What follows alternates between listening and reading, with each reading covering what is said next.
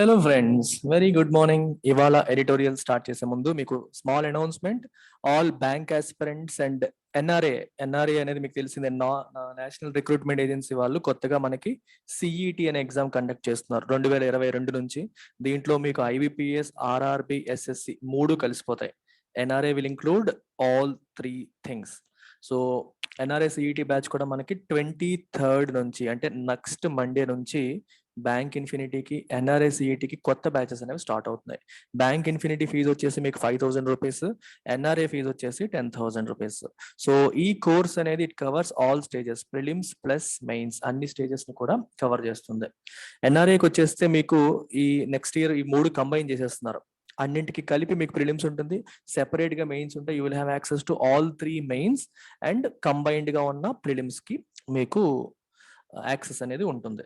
ఇది ఆన్లైన్ లో. అలా శ్రీకాకుళంలో మన బ్రాంచ్ ఉంది, మీరు అక్కడ కూడా జాయిన్ కావచ్చు. అక్కడైతే ఫీజు మీకు బ్యాంక్ ఇన్ఫినిటీకి 10,000, ఎన్ఆర్ఐ సిఈటికి అయితే 15,000 ఉంటుంది. ఆఫ్లైన్ వాళ్ళకి వచ్చే అడ్వాంటేజ్ ఏంటంటే ఆన్లైన్ అనేది వాళ్ళకి కాంప్లిమెంటరీ, ఫ్రీగా వస్తుంది. అంటే you can attend both offline as well as online. Offline లో వెళ్ళొచ్చు, మళ్ళీ ఆన్లైన్ కూడా మీకు ఫ్రీ యాక్సెస్ అనేది వస్తుంది. అండ్ అగైన్ యాజ్ యూజువల్ మన కోర్సెస్ అన్ని కూడా లైఫ్ టైం వ్యాలిడిటీతో మీకు వస్తాయి. అండ్ ఇది contact number, Pratyusha madam call చేయండి. And fresh batch, everything from the basics, quant simplifications తో, ఇంగ్లీష్ గ్రామర్ తో everything will start fresh from Monday 23rd August. మేడంకి మీరు కాల్ చేసి జాయిన్ కావచ్చు. అండ్ ఫ్యాకల్టీ మెంబర్స్ ఎవరనేది కూడా మీకు క్లియర్గా ఇండికేషన్ ఉంటుంది. వాళ్ళ వీడియోస్ కూడా మీకు చూపిస్తాను. మీరు చూసిన తర్వాతే మీరు జాయిన్ కావచ్చు. So that's about it. So let's begin our editorial today. So ఇవాళ ఎడిటోరియల్ దేనిపైన అంటే పార్టిషన్. ఇక్కడ ఏం జరిగింది మనకి, ఆగస్టు 14 నాడు పార్టిషన్ జరిగింది. 15th మనకి స్వతంత్రం అనేది వచ్చింది. అయితే మనకి నరేంద్ర మోదీ గారు ఏం చేశారంటే ఆగస్టు 14ని చూడండి, ఇక్కడ పార్టిషన్ హరర్స్ రిమెంబరెన్స్ డే, పార్టిషన్ వల్ల వచ్చిన ఆ భయానకమైన ఆ రోజుల్ని గుర్తు చేసుకునే రోజు కింద ఆగస్టు 14ని మార్క్ చేశారు. ఆగస్టు 14ని ఆ రకంగా మార్క్ చేశారు. సో దీనికి సంబంధించి అది కరెక్టా కాదా, ఆ రోజుని గుర్తు చేసుకోవడం మంచిదా చెడ్డదా, ఇదంతా కూడా మనకి ఇక్కడ తెలుస్తుంది. ఎడిటోరియల్లో రాశారు. సో టైటిల్ ఏంటి ఎడిటోరియల్ది? మెమరీస్ అంటే జ్ఞాపకాలు, అప్పటి రోజులు మళ్ళీ గుర్తు తెచ్చుకోవడం. అవి పాజిటివ్ మెమరీస్ అంటే పాజిటివ్ మెమరీస్ కాదు, మంచి కాదు, బాధ కలిగించే మెమరీసే. బట్ తప్పదు. Remembering partition by involving Pakistan and Bangladesh would have been more apt. Apt అంటే సరైనది, తగినది అని అర్థం. Would have been correct, would have been perfect, would have been apt. Apt అంటే తగినది అనే మీనింగ్ వస్తుంది. పార్టిషన్ ని మనం గుర్తు చేసుకునేటప్పుడు ఈ పాకిస్తాన్ ని మరియు బంగ్లాదేశ్ ని కలిపి ఇన్వాల్వ్ చేసి పార్టిషన్ ని గుర్తు చేసుకుంటే ఇంకా బాగుండేది. ఎందుకంటే ఆగస్టు 14 నాటికి, అంటే ఆగస్టు 13, 14 నాటికి అవి కూడా మనలో భాగమే. అందరం కలిసి ఉన్నప్పుడే కదా విడిపోగలుగుతాం. విడిపోయిన తర్వాత విడిపోవడం కాదు కదా, కలిసి ఉండేటప్పుడే విడిపోగలుగుతాం. సో పార్టిషన్ జరిగిందంటే ఎప్పుడు? When Bangladesh and Pakistan were also part of India. అఖండ భారతంలో అవి కూడా భాగంగా ఉన్నప్పుడు ఈ పార్టిషన్ అనేది మనకి జరిగింది. Prime minister Narendra Modi's announcement followed by a gazette notification to mark August 14 as Partition Horrors Remembrance Day 74 years later has received mixed responses. So కొందరు దాన్ని మంచిదే, అలాగే ఉండాలి అన్నారు, కొందరేమో మిక్స్డ్ రెస్పాన్సెస్, కొందరేమో దాని వ్యతిరేక, ఇది ఎందుకు ఇలాగా ఈ టైంలో అవసరమా అన్నట్టు ఇంకొంతమంది మాట్లాడటం అనేది జరిగింది. So it has received mixed responses. So దీన్ని ఆ దినంగా మనం గుర్తు పెట్టుకోవాలి అనుకోవడాన్ని అందరూ పాజిటివ్ గా రిసీవ్ చేసుకోలేదు, కొంతమంది నెగిటివ్ గా రిసీవ్ చేసుకున్నారు. With about 2 million killed in the most brutal ways, an estimated 1 lakh women kidnapped and raped, and more than 15 million men, women and children displaced, partition, the British Raj's parting shot to India left an indelible mark in hearts and memories across the subcontinent. Chala important sentence chudandi. With about 2 million killed in the most brutal ways. 2 million అంటే 20 లక్షల మంది brutal అంటే violent, క్రూరంగా చంపబడ్డారు. Estimated 1 lakh women, 1,00,000 మంది women kidnap చేయబడి rape చేయబడ్డారు. మరియు 15 million, 1 million అంటే మీకు ఎంత, 10 లక్షలు, 15 మిలియన్ అంటే 1.5 crores, అంతేనా? 10 మిలియన్ అంటే 1 crore కదా, 1 మిలియన్ అంటే 10 lakhs, 10 మిలియన్ అంటే 1 crore, 15 అంటే 1,50,00,000 మంది men, women and children displaced, అంటే వాళ్ళు ఉన్న ప్లేస్ నుంచి మారాల్సి వచ్చింది. ఎందుకంటే రిలీజియన్ బేసిస్ మీద భారతదేశాన్ని పార్టిషన్ చేశారు. సో ముస్లిం రిలీజియస్ ఐడెంటిటీ కావాలనుకునే వాళ్ళందరూ పాకిస్తాన్లో భాగం అయిపోయారు. సెక్యులర్ గా ఉండాలనుకునే వాళ్ళు ఇండియాలో భాగం అయిపోయారు. మీరు అటువైనా వెళ్ళొచ్చు, అటువైపు వాళ్ళు ఇటువైనా రావచ్చు అని చెప్పి అవకాశం ఇచ్చారు. సో దీనివల్ల ఏమవుతుందంటే ఎస్పెషల్లీ పంజాబ్ మరియు బెంగాల్ రాష్ట్రాల్లో, ఎందుకంటే బెంగాల్ మీకు ఈస్ట్ వైడ్ ఉంటుంది, పంజాబ్ మీకు వెస్ట్ సైడ్ ఉంటుంది ఇండియాకి. సో పంజాబ్ లో ఉన్న పోర్షన్ వెస్ట్ పంజాబ్ అనేది పాకిస్తాన్ గా మారిపోయింది. అలాగే ఈస్ట్ బెంగాల్ కూడా పాకిస్తాన్ గా మారిపోయింది. అంటే బెంగాల్ కి ఈస్ట్ పోర్షన్, పంజాబ్ కి వెస్ట్ పోర్షన్ పాకిస్తాన్ కింద మారిపోయాయి. ఆ 2 రాష్ట్రాల్లో కూడా మీకు 2 పాకిస్తాన్ కింద ఉన్నాయి. 1971లో మళ్ళీ east Bengal which was made part of Pakistan became a separate country called Bangladesh. తర్వాత అది బంగ్లాదేశ్ గా మారింది. సో ఈ రెండు ప్లేసెస్ లో ముస్లిమ్స్ అందరూ అటువైపు వెళ్ళారు, అక్కడ ఉన్న హిందువులు ఇటువైపు వచ్చారు. సో దీంట్లో మారణ హోమాలు జరిగిపోయాయి. హిందూ ముస్లిం మధ్య ఆల్రెడీ బ్రిటిష్ వాళ్ళు పొలలు పెట్టేసి ఇద్దరి మధ్య డిస్టెన్స్ అనేది పెంచేయడం అనేది జరిగింది. అది మనసులో పెట్టుకోవడం వల్ల ముస్లిమ్స్ ఉన్న ఏరియాల్లో హిందువులు డామినెంట్ గా ఉన్న ఏరియాస్ లో ముస్లింని ఊచకోత కోయడం అనేది జరిగింది. ఇంతమంది చావులకు అది కారణమైంది. అది పార్టిషన్ యొక్క కథ. అండ్ ఇదేంటి పార్టిషన్ అనేది ఏంటి, British Raj parting shot. Parting అంటే వాళ్ళు వెళ్ళిపోతూ మనకి వేసిన బాణం లాంటిది అనమాట. Two nation theory Mohammad Ali Jinnah ప్రవేశపెట్టారు. 2 నేషన్ థియరీ, అది కూడా రిలీజియన్ బేసిస్ మీద మా దేశం మాకు ఇచ్చేయండి అని చెప్పి వాళ్ళు ముందే, అంటే స్వతంత్రం రావడానికి ముందే వాళ్ళు లిటిగేషన్ పెట్టడంతో అది ఇవ్వడం జరిగింది. ఇన్ఫాక్ట్ ఇండియాలో ఉన్న హిందువులకి ముస్లింకి మధ్యలో ఈ డిఫరెన్సెస్ రావడానికి కారణం కూడా బ్రిటిష్ వాళ్ళే. ఒకప్పుడు అందరూ ఒకే రకంగా ఉండేవాళ్ళు, సామరస్యం అనేది న్యాచురల్ గా ఉండేది. ఎప్పుడైతే బ్రిటిష్ వాళ్ళు వచ్చారో మన దేశం మీద ఆధిపత్యం కోసం మనకి గొడవలు పెట్టే కార్యక్రమంలో భాగంగా హిందూ ముస్లిం డివిజన్ కి వాళ్ళు పునాది వేశారు, సీడ్స్ విత్తనాలు వేశారు. రైట్, సెపరేట్ గా వాళ్ళకి ఎలక్టరేట్ పెట్టడం, ముస్లిమ్స్ కి సెపరేట్ గా ఎలక్షన్స్ అని చెప్పడం, సెపరేట్ గా ఇవన్నీ రకరకాల కారణాలు. 1905లో కూడా మీకు ఒక ఇన్సిడెంట్ జరిగింది, బెంగాల్ వార్. తర్వాత రకరకాల సందర్భాల్లో బ్రిటిష్ వాళ్ళు మన భారతీయుల మధ్యలో ఇలాంటి వైషమ్యాలు వచ్చేలాగా చేయడం అనేది జరిగింది. అది చివరికి ఎన్ని లక్షల మంది చనిపోవడానికి దారి తీసింది. And this partition is called parting shot. వాళ్ళు వెళ్ళిపోతూ మన దేశం నుంచి. పార్ట్ అంటే వెళ్ళిపోవడం, పార్ట్ అంటే అర్థం ఏంటి, వెళ్ళిపోవడం. If you are parting from someone, వాళ్ళని విడిచిపెట్టి వెళ్ళడం అని అర్థం. డిపార్ట్ మీనింగ్ చూసుకోండి, డిపార్ట్ కూడా అదే మీనింగ్ వస్తుంది కదా, వెళ్ళడం అనే meaning. Short to India and it left an indelible mark. Indelible mark అంటే మీకు సింపుల్ గా తెలుగులో కరెక్ట్ పదం ఉంది, చెరగని ముద్ర అంటారు చూడండి. చెరగని ముద్ర, ఇది మనం పాజిటివ్ గా వాడచ్చు, నెగిటివ్ గా వాడచ్చు. చెరగని ముద్ర. నాకు it left an indelible impression in my heart or mind అన్నాను. నా హృదయం మీద, నా మనసులో అది చెరగని ముద్ర వేసింది. అంటే మర్చిపోలేని, చెరగని ఒక ముద్రని వేసింది అని చెప్పడం. మనందరం కూడా మర్చిపోలేనంత హారర్ పార్టిషన్ లో వచ్చింది. It left an indelible mark in the hearts and memories across the sub continent. భారత ఉపఖండం అంతా, ఒక్క ఇండియాయే కాదు, పాకిస్తాన్, ఇండియా మరియు బంగ్లాదేశ్, ఇప్పుడు 3 పేర్లతో పిలువబడుతున్న ఈ 3 ఒకప్పుడు ఇండియన్ సబ్ కాంటినెంట్, అందరిలో కూడా ఇది ఉంది.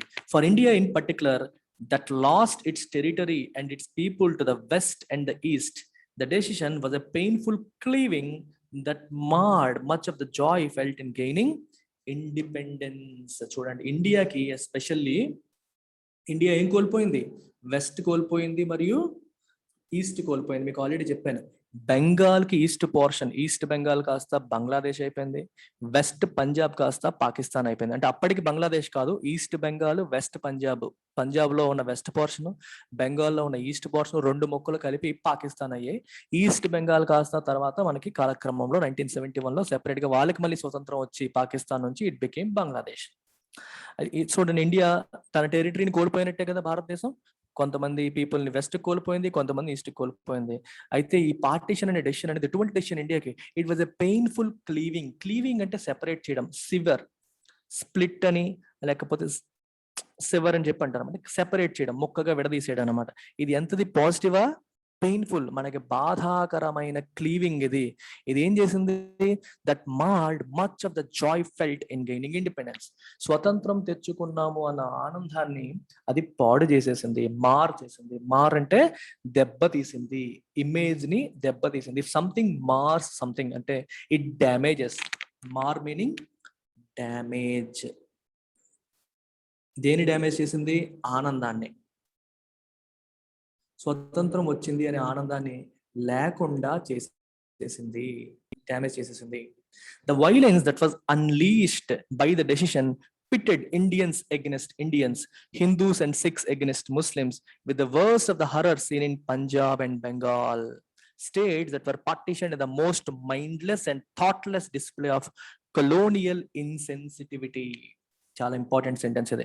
The violence that was unleashed. ఈ పదం చూడండి, ఇంట్రెస్టింగ్ వర్డ్ ఇది. What is the meaning of unleash? మీకు ఈజీగా గుర్తుపెట్టుకోవడానికి లీష్ అంటే ఏంటో తెలుసా? లీష్, లీష్ అంటే మీరు కుక్కని ఎక్కడికన్నా తీసుకెళ్లేటప్పుడు దాని మెడలో వేస్తాం చూడండి, ఒక ఇనుపది, కుక్క పారిపోకుండా దాన్ని పట్టుకోవడం కోసం మెడలో ఒకటేసి దానికి తాడు పట్టుకొని మనం కుక్కను పట్టుకుంటాం, దాన్ని లీష్ అంటాం. ఇఫ్ యూ రిమూవ్ ద లీష్, అది తీసేసాం అనుకోండి, అన్లీష్ చేశారనుకోండి, కుక్క ఏమవుతుంది? ఫ్రీడమ్ వచ్చేస్తుంది దానికి. అది ఇంకెవరికి బందీ కాదు. ఇట్ బికమ్స్ దానికి ఫ్రీడమ్ అనేది వచ్చేస్తుంది. అర్థమైందా? అన్లీష్ అంటే అర్థం ఏంటంటే బంధించి ఉన్నదాన్ని విడిచిపెట్టడం, లేకపోతే ఇప్పటి వరకు లేనిది బయటికి తేవడం. చాలా మంది ఒక పదం వాడతారు, you must try to unleash the potential in you. అంటే ప్రతి వ్యక్తిలో కూడా అపరిమితమైన శక్తి దాగి ఉంటుంది. You have to unleash it, దాన్ని బయటికి తేవాలి, బ్రింగ్ ఇట్ అవుట్ అంటారు, అన్లీష్ ఇట్ అంటాం. అలాగే the violence that was unleashed, ఈ డెసిషన్ వల్ల బయటకి వచ్చిన, ఇక్కడ మీనింగ్ ఏంటి? బయటకి వచ్చిన వైలెన్స్, హింస ఏదైతే ఉందో, ఈ హింస ఏం చేసింది? ఇండియాకి బ్రిటిషర్స్ కి మధ్యలోనా హింస? కాదు. ఇట్ పిట్టెడ్ అంటే ఒకరినొకరిని పోటీగా పెట్టింది, ఒకరికి వ్యతిరేకంగా పెట్టింది. ఎవరెవరిని పెట్టింది? ఇండియన్స్ కి వ్యతిరేకంగా.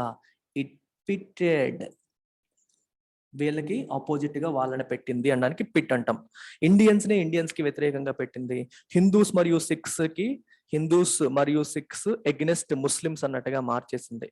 ఎక్కడ జరిగాయి మనకి హర్రర్స్ అన్ని? పంజాబ్ మరియు బెంగాల్లో జరిగాయి. ఎందుకంటే చెప్పాను మీకు, పంజాబ్ ఏమో లెఫ్ట్ కి, బెంగాల్ ఏమో రైట్ కి. మ్యాప్ చూసినప్పుడు దిశల పరంగా బెంగాల్ ఈస్ట్ కి, పంజాబ్ ఏమో వెస్ట్ కి. States that were partitioned the most mindless and thoughtless display of colonial insensitivity. Thoughtless, mindless, brainless అనే మీనింగ్ వస్తుంది మీకు. ఈ రెండు రాష్ట్రాలని పార్టిషన్ చేశారు, వీటిలో మొక్కలు తీసేసే పాకిస్తాన్ ఏర్పాటు చేశారు. And it displayed what? Colonial insensitivity. చాలా కేర్ఫుల్ గా వినండి పదం. ఇన్సెన్సిటివిటీ అంటే అర్థం ఏంటి? Not being sensitive to others emotions. మనం ఎలాంటి డెసిషన్ తీసుకుంటే ఎంతమంది ప్రాణాలు పోతాయో, ఎంతమందికి నష్టం కలుగుతుందో అనే ఆలోచన లేకుండా, దీనివల్ల ఏం జరగబోతుంది అనే విషయాన్ని దృష్టిలో పెట్టుకోకుండా, ఇన్సెన్సిటివ్ గా. ఫర్ ఎగ్జాంపుల్, నీ కళ్ళెదురుగా ఒకటి బాధపడుతున్నాడు, నువ్వు మాత్రం ఏమీ పట్టించుకోకుండా నీ పని నువ్వు చేసుకుంటున్నావు. అప్పుడు ఏమంటాం? You are being insensitive to him. అంటే తన సఫరింగ్ నీకు నొప్పి కలిగించట్లేదు, నువ్వు ఇన్సెన్సిటివ్ గా ఉన్నావు అని అర్థం. యు ఆర్ బీయింగ్ ఇన్సెన్సిటివ్ అని అర్థం. కొలోనియల్ అంటే అర్థం ఏంటంటే, వాట్ ఈస్ ద మీనింగ్? కొలోనైజేషన్. ఈ పదం చాలాసార్లు వింటాం మనం. బ్రిటిష్ వలస రాజ్యం అంటాం, కొలోనైజేషన్ అంటాం, బ్రిటిష్ కాలనీ అంటాం. కొలోనైజేషన్ అంటే అర్థం ఏంటంటే, you go to a place, do some business there, trade there, or use military force and get them under your influence and control. అంటే మన ప్రాంతం కాని వేరే ప్రాంతానికి వెళ్ళి వ్యాపారం పేరుతోనో, మిలిటరీ పేరుతోనో, అధికారం పేరుతోనో వాళ్ళని మీ యొక్క ఇన్ఫ్లుయెన్స్ లోకి తెచ్చుకోవడాన్ని కొలోనైజేషన్ అంటాం. బ్రిటిష్ ప్రభుత్వం అప్పట్లో ప్రపంచవ్యాప్తంగా ఉన్న అన్ని దేశాల్లో కూడా వలస రాజ్యాలను స్థాపించింది. వ్యాపారం పేరుతో వెళ్ళడం, అక్కడ వాళ్ళని అదుపు చేసుకోవడం, కంట్రోల్ చేసుకోవడం, మెల్లగా వాళ్ళని వాళ్ళ కంట్రోల్లోకి తీసుకురావడం, దీన్ని కొలోనైజేషన్ అంటాం. అయితే దీనికి ఇంకొక పదం కూడా మీరు ఇంపార్టెంట్ గుర్తుపెట్టుకోవాల్సింది, ఇంపీరియలిజం. ఈ పదం గుర్తుపెట్టుకోండి, చాలా కామన్ గా వస్తుంది. ఇంపీరియలిజం అంటే అర్థం ఏంటంటే, the policy of extending your power to other countries. మన బ్రిటిష్ రాజ్యం బ్రిటన్ వాళ్ళని పరిపాలించుకున్నంత వరకు ప్రాబ్లం లేదు. కానీ వాళ్ళు విదేశాల్లో కూడా వాళ్ళ పవర్ని విస్తరించాలని, విదేశాలను కూడా వాళ్ళ కంట్రోల్లోకి తెచ్చుకోవాలని చేసే ప్రయత్నాన్ని మనం ఏమంటాం? ఇంపీరియలిజం అంటాం. The policy of extending power to other countries using military force కావచ్చు, కొలనైజేషన్, వ్యాపారం ఆ పేరుతో పెట్టుకుని వాళ్ళని అదుపులోకి తెచ్చుకోవడం కావచ్చు. దీన్ని మనం ఏమంటాం? ఇంపీరియలిజం అంటాం. Right? Trying to bring other countries under your influence is called imperialism. ఇప్పుడు ఇంకొక పదం మీకు ఇదే టైంలో ఇంకో పదం కూడా చెప్తాను. There is something called neo imperialism. ఇది యూపీఎస్సీ వాళ్ళు ఎక్కువగా ఇంపార్టెంట్ ఈ వర్డ్. నియో ఇంపీరియలిజం అంటే అర్థం ఏంటి? ఒకప్పుడు అంటే బై డిస్ప్లే ఆఫ్ ఫోర్స్ను ఉపయోగించి, మిలిటరీని ఉపయోగించి, లేకపోతే మీ తెలివితేటలు ఉపయోగించి వాళ్ళని మన కంట్రోల్లోకి తెచ్చేవాళ్ళు. ఇప్పుడేమవుతుందంటే by business. For example America తీసుకోండి. అమెరికన్ కంపెనీస్ గ్లోబలైజేషన్ పుణ్యాన ప్రపంచవ్యాప్తంగా అన్ని దేశాల్లో అమెరికన్ కంపెనీస్ ఉన్నాయి. Google is an American company, Microsoft is an American company, Facebook is an American company, Amazon is an American company, Tesla is an American company. మనం పేరు పెట్టే ప్రతి పెద్ద కంపెనీ కూడా అమెరికాదే. ఈ కంపెనీస్ ప్రతి దేశంలో కూడా వ్యాప్తి చెందాయి. ఈ కంపెనీస్ అనేవి ప్రతి దేశాన్ని కూడా ఇన్ఫ్లుయెన్స్ చేయగలుగుతున్నాయి. అంటే ఇక్కడ ఉద్దేశం ఏంటంటే నియో ఇంపీరియలిజం అంటే పూర్వం పద్ధతిలో ఆ దేశానికి వెళ్ళి వ్యాపారం చేసి లేకపోతే మిలిటరీ ఫోర్సెస్ తో కంట్రోల్ చేసుకోవడం కాకుండా బిజినెస్ కనెక్షన్స్ ని ఎస్టాబ్లిష్ చేయడం ద్వారా, ట్రేడ్ ఎస్టాబ్లిష్ చేయడం ద్వారా still your converting entire world into A market for your self. అన్ని కూడా అమెరికన్ కంపెనీస్ ఒక మార్కెట్ లాగా మార్చేసుకుంటున్నారు, ఆ రకంగా వాళ్ళు కంట్రోల్ చేస్తున్నారు అనేదాన్ని నియో ఇంపీరియలిజం అని చెప్పి అంటారు. పబ్లిక్ అడ్మినిస్ట్రేషన్ లో ఎక్కువగా ఈ పదం అనేది వాడుతూ ఉంటాం. అర్థమైందా? ఇంత మైండ్లెస్ ఇన్సెన్సిటివిటీ, కొలోనియల్ ఇన్సెన్సిటివిటీ ఈ బ్రిటిష్ వాళ్ళు ఈ వలస రాజ్యం యొక్క అంటే ఎదుటి వాళ్ళ బాధని, సఫరింగ్ ని ఏమాత్రం చలించకుండా ఉండే వాళ్ళ యొక్క లక్షణానికి ఇది ఒక డిస్ప్లే కింద మనం చెప్పొచ్చు. These stories have remained in public memory. ప్రజల మెమరీలో, జ్ఞాపకాల్లో పదిలంగా ఉన్నాయి. And as India consciously chose to set aside its pain and greet Pakistan on its birth and attempted to carve out a distinct secular identity as it sought to develop itself. ఇవన్నీ ప్రజల మెమరీలో ఉన్నాయి. ఇంకోవైపు India ఏం చేసింది? Consciously అంటే మనస్ఫూర్తిగా కావాలనే, అంటే వీటిని గుర్తు పెట్టుకొని మళ్ళీ ఇండియాకి, మళ్ళీ పాకిస్తాన్ శత్రు దేశంగా భావించి కొట్టుకోకుండా, ఎందుకంటే మన దేశంలో భాగమే కదా అది. అటు ముస్లింస్ చనిపోయారు, ఇటు హిందువులు చనిపోయారు. రెండు వైపుల నుంచి ఇరువురు నష్టపోయారు. దీనికి కారణం హిందువులు ముస్లింలు కాదు, బ్రిటిష్ వాళ్ళని గుర్తుపెట్టుకోవాలి. వాళ్ళు పెట్టిన ఈ పొరపొచ్చాల వల్ల మనం విడిపోవాల్సి వచ్చింది, కొట్టుకోవాల్సి వచ్చింది తప్పితే హిందువుల వల్ల ముస్లింస్ నష్టపోయారని, ముస్లింస్ వల్ల హిందువులు నష్టపోయారని అనుకోకూడదు అనేది ఇక్కడ ఉద్దేశం. ఈ పెయిన్ ఇండియా కావాలనే మనస్ఫూర్తిగా పక్కన పెట్టి పాకిస్తాన్, కొత్తగా ఏర్పాటు చేయబడ్డ పాకిస్తాన్ దేశాన్ని గ్రీట్ చేసింది, విష్ చేసింది. And attempted to carve out a distinct secular identity. Pakistan వచ్చేసి రిలీజియస్ ఐడెంటిటీ తీసుకుంది. అంటే మతం పేరు మీద the country of Pakistan was based on religious basis మీద వాళ్ళు ఏర్పాటు చేయబడ్డారు. కానీ ఇండియా డిస్టింక్ట్ గా సెక్యులర్, లౌకికవాదం అనే పేరుతో ఒక డిఫరెంట్ ఐడెంటిటీ ఏర్పాటు చేసుకోగలిగింది ఇండియా. చూడండి, కార్వ్ అవుట్ అంటే మీనింగ్ ఏంటంటే ఒక సెపరేట్ మొక్క చేయడం అనే మీనింగ్ ఉంటుంది. If you're carving out something, you can say Pakistan was carved out of India. India నుండి పాకిస్తాన్ ఏర్పాటు చేయబడింది, ఒక మొక్క సెపరేట్ చేసి ఏర్పాటు చేయబడింది అనే మీనింగ్ మనం తీసుకోవచ్చు. అది ఒకటి. రెండవది ఇంకో మీనింగ్ ఏమొస్తుందంటే,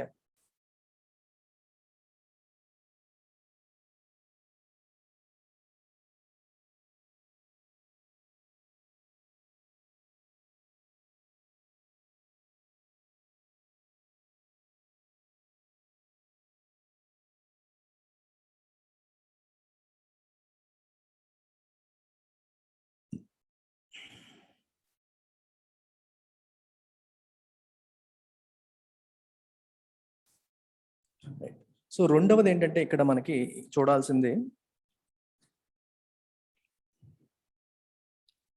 ఇక్కడ మనం చూడాల్సిన ఇంకో విషయం ఏంటంటే ఫిజికల్ కార్వింగ్ అవుట్ అనేది ఒకటి. ఫిజికల్ గా ఒక మొక్కని సెపరేట్ చేయడం అనేది ఒక ఆస్పెక్ట్. రెండో వైపు మనం చూడాల్సిన ఇంకో ఆస్పెక్ట్ ఏంటి అంటే ఐడెంటిటీ. పాకిస్తాన్ వచ్చి రిలీజియన్ బేస్డ్ ఐడెంటిటీతో ఫామ్ అయింది. అండ్ ఇండియా ఎలా ఫామ్ అయింది మనకి? Secular identity.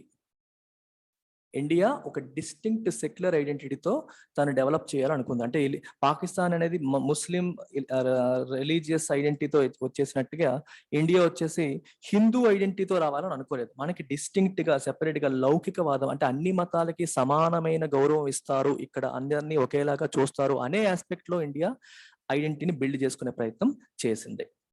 The scars were not for gotten. Scars అంటే ఈ దీని వల్ల వచ్చిన ఇబ్బందులు, గీతలు ఉంటాయి చూడండి మనకి, అంటే ఒక రకమైన ఒక దెబ్బ తగిలినప్పుడు నీకు దాని మచ్చ ఉండిపోతుంది, దాన్ని స్కార్ అంటారు. స్కార్ మీనింగ్ ఏంటి? దాని యొక్క పెయిన్, దాని యొక్క problem. The scars were not forgotten, అవి మర్చిపోలేదు. But born with fortitude and a desire to move on from them. అయితే ఆ దెబ్బల్ని, ఆ యొక్క బాధని మనం మర్చిపోలేదు కానీ, but born with fortitude. Fortitude అంటే చూడండి చాలా important word, display. Fortitude means display of courage. Display of courage and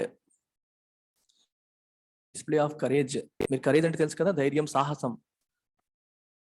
ధైర్యం, positive attitude in times of distress. బాధాకరమైన టైంలో కూడా, డిస్ట్రెస్ లో కూడా, పెయిన్ లో కూడా ఒక రకమైన కరేజ్ ని డిస్ప్లేస్ చేసింది. అర్థమైందా? బాధని మర్చిపోలా, కానీ ఆ బాధలో ఇండియా ఏం చేసింది? ఒక రకమైన కరేజ్ ని డిస్ప్లే చేసింది. అంటే desire to move on from them. ఆ ప్రాబ్లంనే తలుచుకొని అలా ఉండిపోకుండా ఇంకా ముందుకు వెళ్ళాలి, దాన్ని మనం గుర్తుపెట్టుకోవాలి, కానీ అక్కడే ఉండిపోకూడదు. You have to move on and you have to develop as a country. ఇప్పుడు కొత్తగా ఒక కంట్రీగా ఏర్పాటు చేయబడ్డం, మనం డెవలప్ అవ్వాలి అనే భావనతో ఆ కష్టంలో కూడా ఒక కరేజియస్ గా ఇండియా ముందుకు వెళ్ళాలి అనే నిర్ణయంతో సాగింది. Along the way the two nation theory based on religion alone. Pakistan వాళ్ళు తీసుకొచ్చిన two nation theory based on religion alone that Pakistan's founder Mohammad Ali Jinnah fought for so bitterly disintegrated. ఆయన ఏమన్నారు? టూ నేషన్ థియరీని తీసుకొచ్చారు. ఏమని తీసుకొచ్చారు? రిలీజియన్ బేసిస్ మీదే మనం ఒక సెపరేట్ గా ఒక కంట్రీని ఏర్పాటు చెయ్యాలి అని ఆయన తీసుకొచ్చారు. అన్ఫార్చునేట్లీ ఆయన థియరీ కూడా ఏమైంది? డిసింటిగ్రేట్ అయిందంటే చిన్న భిన్నం అయిపోయింది. ఆయన థియరీ కూడా ఏమైంది? చిన్న భిన్నం అయిపోయింది. ఎందుకు చిన్న భిన్నం అయిపోయింది? జాగ్రఫికల్ గా వెస్ట్ పంజాబ్ ఏమో ఆ సైడ్ ఉంది, ఈస్ట్ బెంగాల్ ఏమో ఇటువైపు ఉంది. మీరు ఇండియన్ మ్యాప్ లో చూసుకోండి, బెంగాల్ ఇటువైపు ఉంటుంది, అది ఒక వెస్ట్ ఒకవైపు east. And it had its own reasons. వాళ్ళ రీజన్స్ వల్ల ఇంకా బంగ్లాదేశ్ లో మాకు స్వతంత్రం కావాలని వాళ్ళు ఫైట్ చేశారు, ఇండియా హెల్ప్ చేసింది. 1971లో బంగ్లాదేశ్ ఏర్పడింది. నీకు రిలీజియన్ బేసిస్ మీదే ఏర్పాటు చేయడం కరెక్ట్ అయితే, అందులో ఏ ప్రాబ్లమ్స్ లేకపోయి ఉంటే, అందులో ఏ ప్రాబ్లమ్స్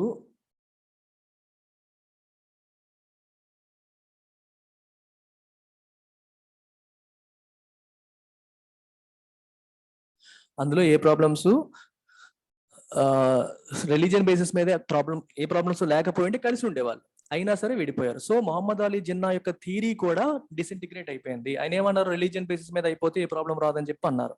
సో ఈ థియరీ కోసం ఆయన బిట్టర్ గా, అంటే వేరే వాళ్ళతో ఫైట్ చేసి, ఇండియాతో గొడవలు పెట్టి, అంటే మన హిందూ మిగిలిన వాళ్ళందరితో కూడా గొడవలు పెట్టుకొని మరీ డిసింటిగ్రేట్ అయ్యారు. స్వతంత్రం వచ్చే ముందే కండిషన్స్ పెట్టారు, మాకు సెపరేట్గా ఇస్తేనే ఒప్పుకుంటామని. అది చివరికి ఆయన థియరీ కూడా పాడైపోయింది. Other developments have also help heal the wounds of partition. ఇంకొన్ని డెవలప్మెంట్స్ కూడా ఈ పార్టిషన్ యొక్క వూండ్స్, అంటే పార్టిషన్ చేసిన గాయాలని మాన్చడానికి హెల్ప్ చేశాయి. ఏంటవి చూడండి. India successes over the past 3 quarters of a century. గత 3 quarters అంటే 75 సంవత్సరాల్లో మనం సాధించిన success, including a growing economy, technological ప్రోవెస్ and respected voice on the global stage మీద ఒక గౌరవప్రదమైన వాయిస్ మనకు వచ్చింది. ఇప్పుడు టెక్నాలజికల్ ప్రోవెస్ అంటే స్కిల్, టెక్నాలజీ పరంగా ఇండియా ఒక స్కిల్ ని సాధించింది. అండ్ ఎకానమీ అనేది మీకు తెలిసిందే గ్రో అయ్యింది. సో ఇండియా ఇస్ అప్పుడు 1947లో ఇండియాకి ఇప్పటి ఇండియాకి there is a huge difference. ఈ రోజు ఒక రెస్పెక్టెడ్ వాయిస్ గా ఇండియా మారింది. ప్రోవెస్ అంటే స్కిల్ అని తీసుకోవచ్చు మీరు, టెక్నాలజికల్ గా మనం సాధించిన ఈ ప్రగతి లేదా స్కిల్ అని చెప్పి మీరు తీసుకోవచ్చు. రైట్, ఎక్స్పర్టీజ్ అని చెప్పి తీసుకోవచ్చు. There is no question that a country cannot know itself without knowing its past. Doubt లేదు, ఏ కంట్రీ కూడా తన గురించి తను తెలుసుకోవాలంటే తన గతాన్ని ముందు తెలుసుకోవాలి. గతం తెలిస్తేనే తన గురించి తాను తెలుసుకోవడం అనేది అవుతుంది. అందులో క్వశ్చన్ ఏమీ లేదు. And the horrors of partition must be acknowledged. Partition యొక్క హారర్స్ అనేవి ఖచ్చితంగా మనం ఎక్నాలెడ్జ్ చేయాలి, ఒప్పుకోవాలి.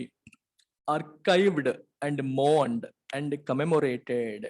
అర్థమైందా? ఆర్కైవ్డ్ అంటే వాటిని మనం ఎక్నాలెడ్జ్ చేయాలి. పార్టిషన్ లో జరిగిన ఈ హర్రర్స్, ఈ భయానకమైన సంఘటనలు మనం ఒప్పుకోవాలి. ఆర్కైవ్ చేయాలి అంటే మనం సేవ్ చేసుకోవాలంటే మన మెమరీల్లో సేవ్ చేసుకోవాలి, పూర్తిగా మర్చిపోవడానికి లేదు. మోండ్ అంటే వాటిని గుర్తు తెచ్చుకొని మనం బాధపడాలి. ఆ రోజు ఎవరైతే ప్రాణాలు కోల్పోయారో సంతాపాన్ని మనం తెలియచేయాలి. కమెమరేటెడ్ వాళ్ళని జ్ఞాపకం చేసుకోవాలి, గుర్తు తెచ్చుకోవాలి. అందులో డౌట్స్ ఏమీ లేవు, ఖచ్చితంగా మనం గుర్తుపెట్టుకోవాల్సిందే. సమస్య ఏంటి? The concern over the naming of the day at this point, however, is that it forces the nation to look back on this traumatic time rather than looking ahead. ఈ టైంలో మళ్ళీ దాన్ని గుర్తు చేసుకోవాలని చెప్పి ఒక నేమింగ్ పెట్టడం, దానికి పార్టిషన్ హారర్స్ రిమెంబరెన్స్ డే అని చెప్పి నేమింగ్ చేయడం అనేది భవిష్యత్తు గురించి ఆలోచించకుండా మళ్ళీ వెనక్కి తిరిగి చూసి ఆ రోజు ఎందుకు అలా జరిగిందని ఆలోచించి, హిందువులేమో ముస్లిమ్స్ వల్లే మన హిందువులు ఎంతమంది చనిపోయారని, ముస్లిమ్స్ ఏమో హిందువుల వల్లే మనం ఎంతమంది చనిపోయామనే విషపు బీజాలు మళ్ళీ వచ్చే అవకాశం ఉంది అనేది ఇండైరెక్ట్ గా దీని యొక్క మీనింగ్. కొంతమంది అదే అంటున్నారు, దీన్ని వ్యతిరేకిస్తున్న వాళ్ళు అంతే, అది జరిగిపోయింది, దానికి కారణం బ్రిటిష్ వాళ్ళు అనుకుంటే ప్రాబ్లం లేదు, కానీ హిందువుల వల్లే ముస్లిమ్స్ చనిపోయారని ముస్లిమ్స్ వల్లే హిందువులు చనిపోయారని హిందువులు అనుకుంటే మాత్రం అది ఇంకా ఉన్న వాళ్ళలో డిస్టెన్స్ ని పెంచి ప్రాబ్లమ్స్ ని క్రియేట్ చేసే అవకాశం ఉంది అనేది ఆస్పెక్ట్. ట్రౌమాటిక్ అంటే స్ట్రెస్ఫుల్. ట్రౌమా అంటే అర్థం ఏంటి చెప్పండి? మనకి బాగా ఇష్టపడిన వాళ్ళు, మనకి బాగా మనసుకు దగ్గరైన వాళ్ళు ఎవరైనా చనిపోయారు అనుకోండి, అది మన మైండ్ మీద it puts a lot of stress, mental stress అనేది పెడుతుంది. Puts a huge stress on your mind. చాలా ఎక్కువ స్ట్రెస్ అనేది పెడుతుంది. అందుకే అన్నారు ట్రౌమాటిక్ అంటే స్ట్రెస్ఫుల్ అనే మీనింగ్ మీరు తీసుకోవచ్చు. ఇలాంటి టైంలో మనం ఆలోచించాల్సింది ఏంటి? భవిష్యత్తు గురించి, గతం గురించి కాదు అని. Given that the trauma was felt, ఒక్క ఇండియాలోనేనా? Not just in India but in 3 countries. అదే చెప్పాను, ఒక్క ఇండియాలోనే కాదు అన్ని దేశాల్లో కూడా వచ్చింది. And attempt to mark the day across the subcontinent might have been more inclusive. Bangladesh, Pakistan, India 3 కలిపి పార్టిషన్ హారర్స్ రిమెంబరెన్స్ డేగా తీసుకుంటే బాగుండేది, ఇన్క్లూజివ్ గా ఉండేది, అందరినీ కలుపుకొని ఉన్నట్టు ఉండేది. అప్పుడు ఎవరికి ప్రాబ్లం రాదు. లేకపోతే ఇది హిందూ వర్సెస్ ముస్లిం గా మారిపోయే ఆ రకంగా ఆలోచించే అవకాశం ఉంటుంది అనేది ఈ అంతర్లీనంగా ఈ సెంటెన్సెస్ లో ఉన్న మీనింగ్.